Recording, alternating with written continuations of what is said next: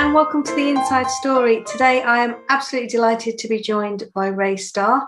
Ray is a business owner. She is a mum of two very small boys and the author of Earthlings, which was her debut novel that came out this summer.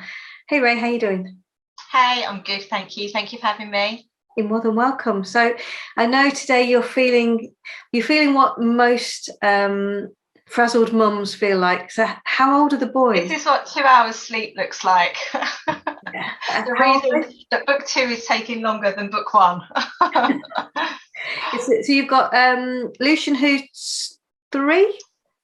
So Orion is going to be 3 in December, and then Lucian, who is 10 months. Crikey. So yeah, two little definitely hard ages. Yes. So you started writing a while ago, but you actually kind of got back into it again during lockdown. How's that been, sort of writing and trying to run your business and having the boys? Do you know what? It is really challenging. I'm going to be completely honest. It is really challenging. So I wrote the majority of book 1 before lockdown. And when I was pregnant, so that was bliss. It was literally just me and Bump with an open window, just typing away, no distractions. It was great. And then other parents will probably empathise with this and understand. But the moment you have children, your entire life changes, and all the little things that didn't realise you completely took for granted, just having your own time. So finding the time to write, unfortunately, is the hardest part of writing for me. So when I do find the time to write, I absolutely love it. But finding that time is very difficult, especially as I now have 2 of them. So many grammar mistakes that need correcting. So, I mean, have you got any tips, or is there any kind of route that you go down for writing? Have you got a specific time, or is it literally just a case of, right, they're finally both asleep, I'm just going to have an hour? Precisely that, yeah, precisely that. So my big tip would be right before you have children. That would be the best tip I could give to any aspiring author. But yeah, so I'll try and put them down for a nap, or my main writing time will be when they're at nursery. So they go to nursery for 1 morning a week.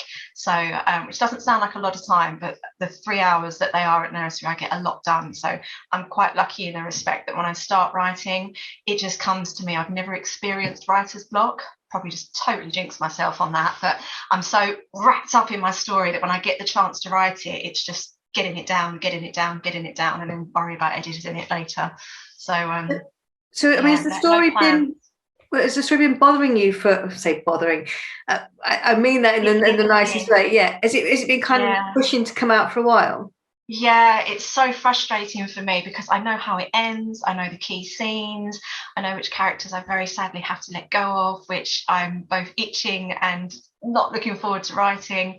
But again, it's just finding the time to write it. So but yeah, when it comes, I really enjoy doing it. So writing is just such an enjoyable activity. I love writing as much as I love reading, 2 of my favourite things in the world to do. So when I'm able to do it, I'm in the zone. I just kind of crack on and get going. So yes, we're in editing mode of book 2 at the moment, but because I've written so much of it with the children in the background, there's a lot of editing that needs doing, unfortunately. But that's all part of the process, isn't it? So let's go back to the very beginning then. So how did the idea, in fact, tell everybody what Earthlings is about.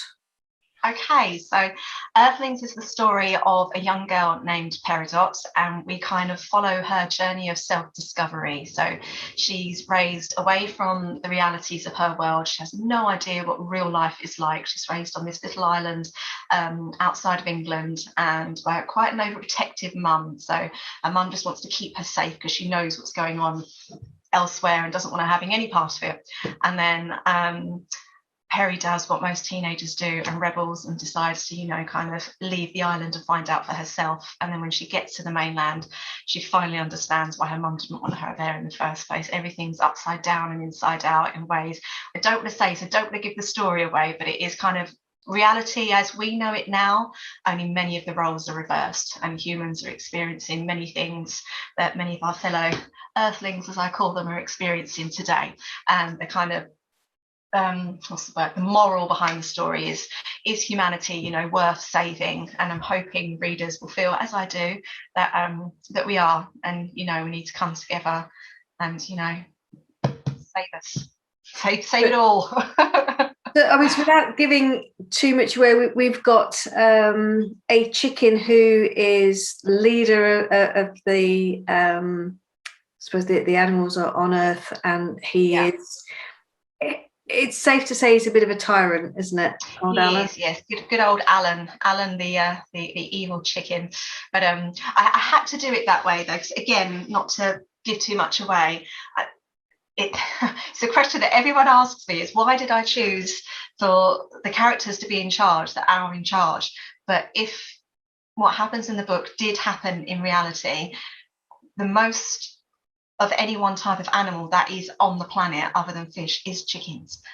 So, you know, if our roles did reverse, I tried to do it with the animals in charge that have got the population numbers at the moment. Because as much as if our roles were reversed, you immediately think our lions would take over the world. But the sad reality is there's less than 5,000 lions in the world. You know, they wouldn't rule. You know, the animals with the numbers would. And after lots of extensive research, it is chickens that have the numbers. So chickens it was. Alan was created. The sad thing there is that it's not wild chickens, is it? The numbers of chickens that are actually on Earth are purely. They outnumber us. Yeah, they outnumber us.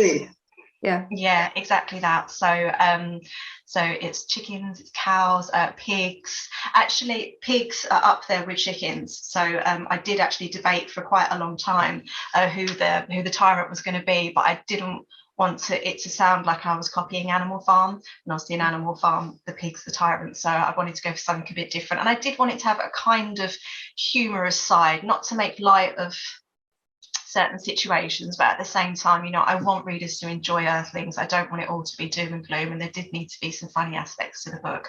And Alan, in a strange, twisted way, is kind of one of them. So I love Alan. He's great. It's my favourite chapters. So, I mean, if we sort of take the books as they are, it starts out as a bit of a coming of age story, young adult fiction, but actually it's one of those that adults can fully enjoy. It's not aimed specifically at young. I hope so. You know.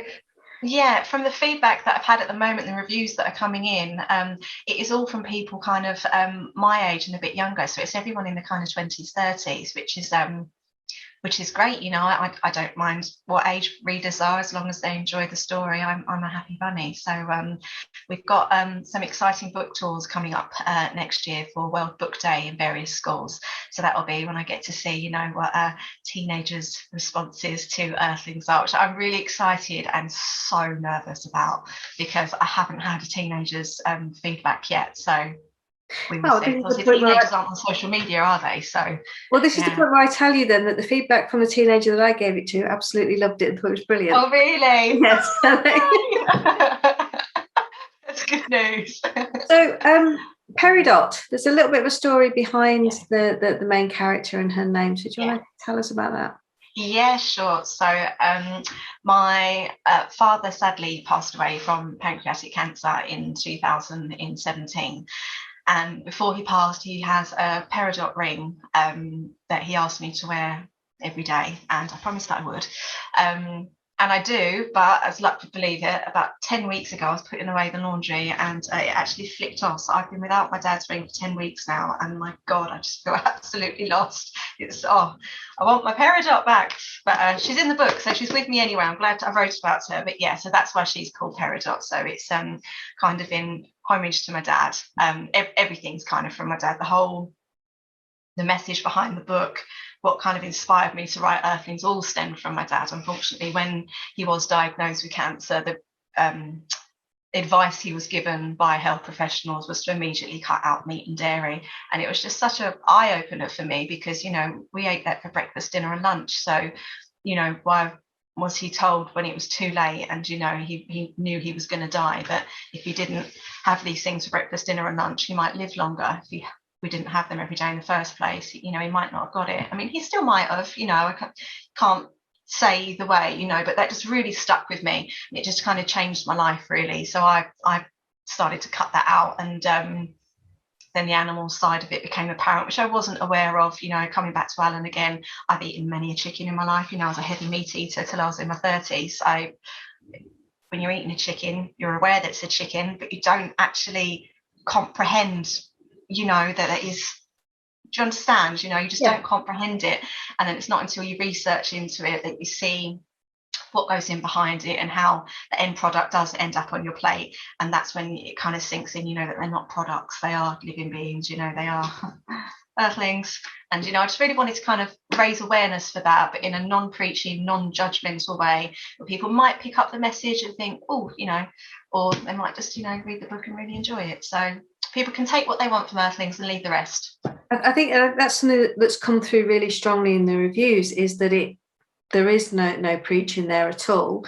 You know, it's a really good story that's well crafted, but with characters that you can associate with, and you can see the message, but it's not force fed to you. Yeah, exactly that. I didn't want Earthlings to be labelled as, you know, a veggie book or anything like that, because that's not what it is. You know, it is a story of a girl finding herself, finding her powers, having all these unknown magical capabilities and not being able to control them. And, you know, should I save so and so, or, you know, am I gonna die? And, you know, all the excitement that happens in you know, a typical kind of YA fantasy book. But I needed there to be a message behind it, and the message that I wanted to portray was, you know, that we are all Earthlings, and we should treat our other Earthlings a little bit better than we do. Well, a lot better than we do, but we shall see.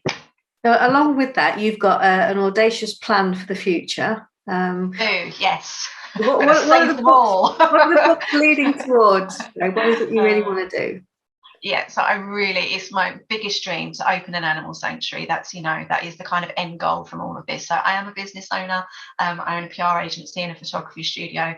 And once my little ones are at school, I want to sell the businesses, sell my house, buy a plot of land, do an eco build, and open an animal sanctuary. So any kind of animals that I stumble across that, you know, need help, because you can go on Instagram and you can find on any point of the day hundreds of thousands of animals out there that are due to unfortunately be slaughtered, and you know, it costs you like £10 to go and save them, you know, like £10 to save a life. That's just, obviously the upkeep's going to cost a lot more than that. I'll need the land and all the rest of it, hence got to sell the businesses. But you know, that is the end goal, what I want to do. So Earthlings is to kind of hopefully raise some form of awareness, and then the sanctuary will hopefully be to kind of save as many of them as I can. So are you thinking it's going to be the sort of farm animal type, or are you just... yeah, 100%. Yeah, I don't think there's any lions roaming in Essex. I'd love it if there were. You never know. Yeah. Then I will have to change the outcome of the book. But yeah, so any kind of animal that needs help. I mean, where I live now, there's foxes that roam on like the cycle track, and bless them, they've all got mange, they've all got hair missing, some of them are so skinny, it's so sad. You just want to take them in and save them. But you know, in a normal house, especially if you've got animal companions, I've got 2 dogs, you know, I can't do that. Where if I had the sanctuary, you know, hopefully I'd be able to safely get them in and get them somewhere safe, feed them up and let them out into the wild again. So yeah, that is the plan. Depending on my my children. Yeah, no more. Yeah, no, definitely not. I love them more than life itself, but 2's enough. Dearie me, I'm going grey. Can you see? No, we can't tell. We can't tell at all. So there is another aspect. There's so many aspects to this as well. You've also got a campaign going because of paper. I mean, when we sort of put the book together, it's one of the things that I'm always very careful about is making sure that we use recycled paper, or paper that's certainly come from an approved source. But of course, that's not the case with a lot of the sort of Amazon print on demand now, and that's not something that we're using. Thankfully, we've not gone down that way. But there's a lack of awareness. And I think for me, it's I don't understand. You've got Amazon are doing this massive push to say, you know, we've got to help the environment, we've got to invest in stopping all of these things, and we're committed to do it. And yet, they're one of the main contributors. Yeah. on a grand scale, on a humongous scale that people just aren't aware of, that I wasn't aware of. I had no idea myself. So like you say, the majority of the books are going to be printed on recycled paper, but we couldn't attain that with Amazon, which, given their name in itself, is just alarm bells. Why are they called Amazon? They're cutting down half the Amazon for their products. Just yeah, so we're planting a tree per book sale via Ecology, which are a really fantastic company that anyone can do, I have to say. So if anyone else out there is interested in lowering their carbon footprint, or just wants to do something to give back a little bit, it's a relatively cost-effective thing to do. It's not particularly expensive. You just log on, and as and when you want to, you purchase some trees and they go off and plant them. It's amazing. So we're planting a tree per book sale, and then to try to create some kind of difference, we've also started the Read Green campaign. So it's petitioning Amazon to consider making the transition to sustainable printing. And unfortunately, the only sustainable printing option that is available now is printing on recycled paper, because even though there are the options of ethically sourced, when you look into that, there's often no kind of proof that it is ethically sourced. It's all very questionable with lots of industries in many different things in the world today. So we've got a real recycling issue as well in the UK. So Greenpeace did covered something on it recently, where I think in the UK only like 20% of our recycling actually gets recycled. The majority of it, unfortunately, gets shipped overseas and then burnt in other countries and ends up in our atmosphere, which is terrifying, because there's 1,000,001 products out there that could be made out of recycled produce, and they're just not. And with the climate crisis and everything else that's going on, it's just so frustrating, because you just think there's a solution right there. Why aren't we using it? And people aren't. So anything to kind of raise awareness for that kind of thing. So I was watching I was watching an article on fast fashion and how we donate. We stick all these things in these bags and we leave them outside the house, and we think they're going to go off and be used, and they're actually being shipped. I think it was Nigeria, or it was one of the African countries, and they were showing the absolute piles and piles of clothes, and they call them dead men's clothes, because there's just so much of them. It's like someone's died and they've just handed their clothes off. And they can't. So many things. Yeah, they're showing that they've got seamstresses there. They dye them, they tie dye them. That they give them all, try and give it as much as they can, a new lease of life. But there's only so much that they can do with it. And you've got beaches where they're just pulling out materials, and just landfill just full. And we're not talking sort of just the cheap stuff. It's you've got all your branded labels are out there as well. And you just think, well, as a society, what are we doing? It's got to stop. We have to stop at some point, because there will reach a point where the world physically can't take anymore. And the thing that many of us don't seem to understand is the species that are going to suffer most from this is us. And obviously, our other earthling friends as well, the animals, but just like the world in general. Climate change has the ability to decimate all of us, but the world will recover. It's humans and animals that won't. So it's in our best interests, to avoid this, to make lifestyle changes, to start doing things differently. And a lot of people are, which is great to see. But because of the climate crisis and how scary things are now, it just needs to be done on such a bigger scale, and it just doesn't get the media attention that it needs. It should be in the news every day. A lot of people don't make these changes because they're just not aware of how bad it was. I wasn't aware of how bad it was until recently. I was like, whoa, okay, I need to stop doing this and this, and do this, that and that. And if everyone did that, the world would be a greener, more colourful place again. There's so many things we can do to make a difference. Tiny things like a real pet peeve of mine that drives me crazy. We're obsessed with really short grass. I don't know what that's about, but I'll never forget. I moved into a previous house that I bought. My neighbour knocked on my door. She said, "Oh, I'm so glad we've got new neighbours. My previous neighbours didn't used to cut their grass." And in the back of my head, I was thinking, God, you're going to hate me then.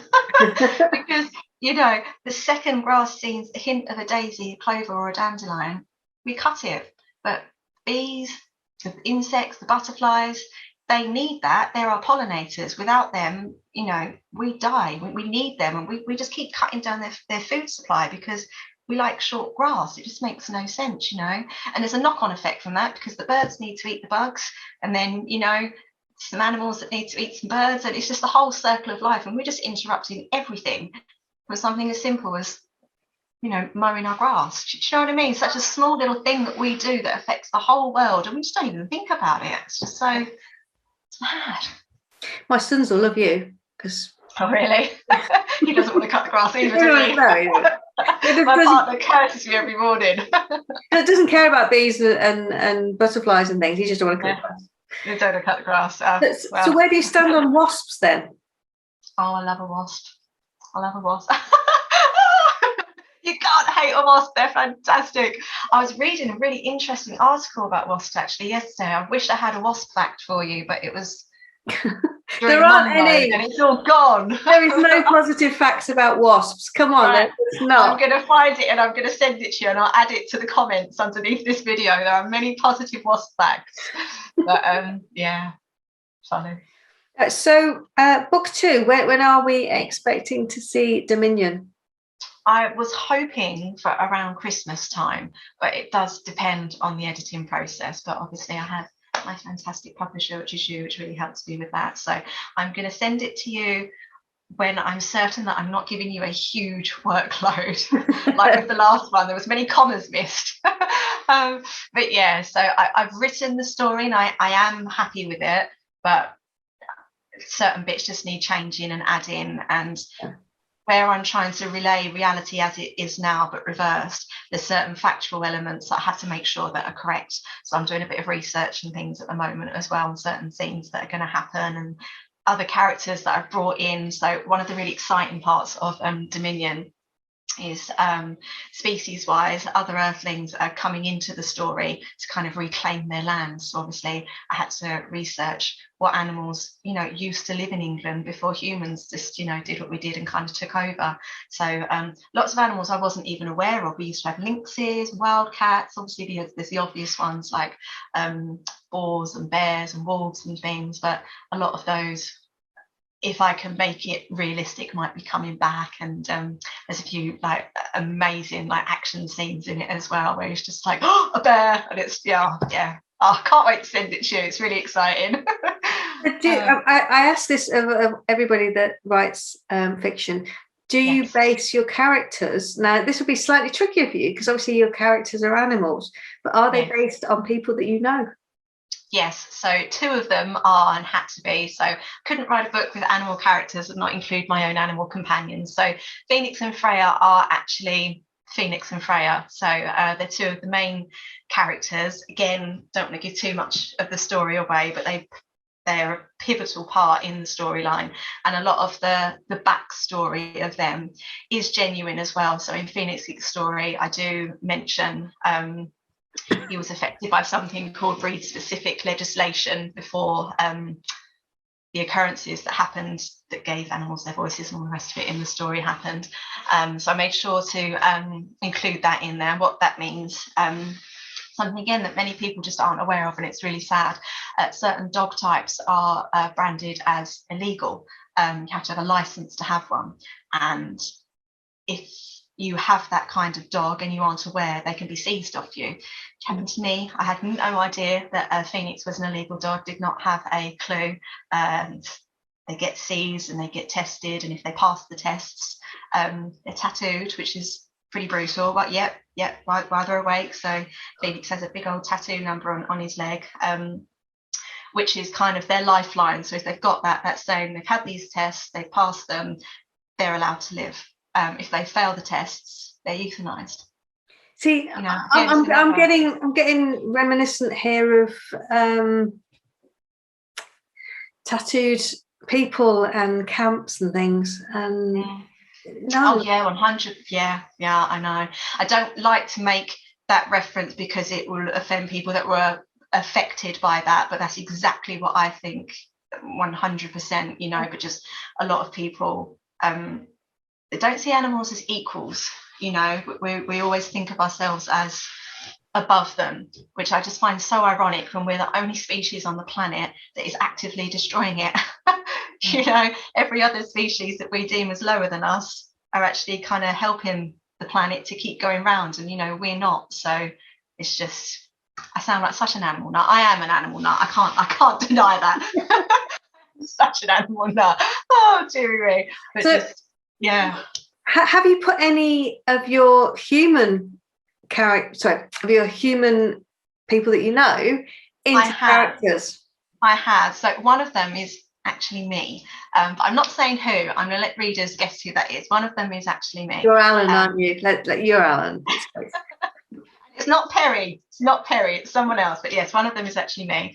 And then something else that I wanted to kind of pay homage to in the book was the magical side of things. I do identify as an eclectic witch, which means I practice a mix of pagan and Wiccan traditions. I live by the lunar cycles. Obviously, I'm a huge nature nut. I like to give thanks to nature.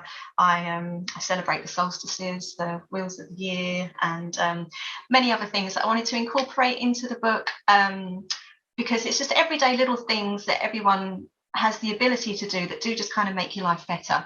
Some people might pick up on it and enjoy that aspect. If they do, my website is raysstarbooks.com, and on the blog section I will be adding some kind of witchy tips and rituals and things you can do for just general health and well-being. Nothing too wacky, nothing too out there. When you say what you believe, people get the flashes of demonism and all the rest of it, but it's very much a peaceful living with nature kind of vibe, and I try to include that in the book as much as I could.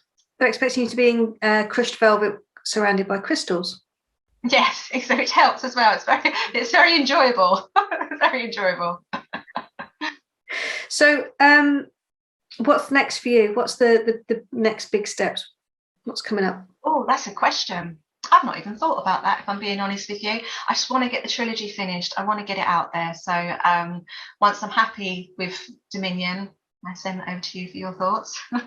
I'll make a start on A Land of Hope and Glory, which will be book 3 of the trilogy, so the final instalment of the trilogy. And then afterwards, I do want to do a prequel, which will be Perry's mum's story, Valertha, and that will be called The Changing. And that will kind of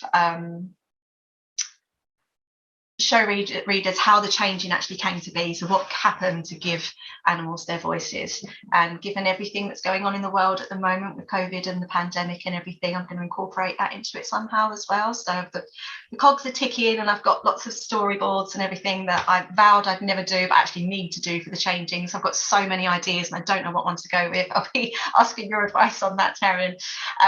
But yeah, so that is the plan. Just keep writing. When the kids are asleep, keep writing. Just get it out there.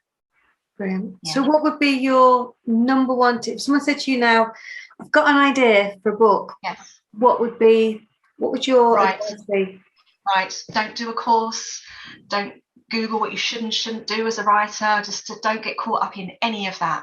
Just, if you've got an idea, just sit down and just write about it, and the rest will come. I had no idea that I was going to write a story about a young magical girl trying to change the world for the better, and an evil chicken that was intent on thwarting her. That was not the plan when I started writing this. It just came, and if you've got an idea, it will come to you as well. So just get your head down, get writing, and enjoy it. Enjoy writing, because it's just such a great thing to do. It's the best. Yeah. Well, before we go, I am going to say, because you never know who watches these. Yes. Should Ricky Gervais or yes. Who else would we like? Joaquin Phoenix. So every author's dream is for their book to make it onto the big screen, whether that's a Netflix TV series, an indie series, or a blockbuster movie. So they say a picture tells 1,000 words, and while Earthlings does have a set message, many people will miss the message and will just read the book, which is absolutely fine. But if it was made into a movie, I genuinely believe with every fibre of my being, it would save a lot of animals' lives. It really would kind of open people's eyes to a lot of things that people just aren't aware happens, unfortunately. So if that was to happen, Ricky Gervais, I would love if you were the voice of Alan. the evil chicken. You would just be perfect. You're my ideal Alan, not because you're evil, but because you're as passionate about animal rights as I am. And I think you would do a fantastic job. Joaquin Phoenix is a huge idol of mine. He does so much for animal rights activism. And he's really humble about it as well. You know, he's not someone that's on social media posting everything that he's doing. He just kind of goes ahead and does it. So I would love if he could be Lucky. A character that you don't see much of in book 1, but in books 2 and 3, he's a real kind of pivotal character. One of the main characters, funnily enough. And then Valerfa, I would love if it was played by Joaquin's partner, which is Rooney Mara. I don't know for Perry and Ewan, we'd have to hold castings. You can see how excited I am about this, can't you? But yeah, anyone that loves animals as much as I do and wants to kind of spread the Earthlings message, I'd be up for hearing from you. Brilliant. Well, guys, if you're out there and you do see this, please see what you can do to help us. Ray, it's been absolutely fantastic. Thank you so much. Thank you. Earthlings, it is available from all good bookstores. It's available online, and actually it's not print on demand online from Amazon, so it will be a recycled paper copy, just saying that. So you can save the trees. Yep, save trees. Green. Hashtag read green. So yeah, if you like a copy, then it's available now, and hopefully we'll be looking at Dominion next year, so buy a copy. Great, thank you so much, and I will speak to you soon. Thanks, Taryn. Speak to you soon. Bye. Bye.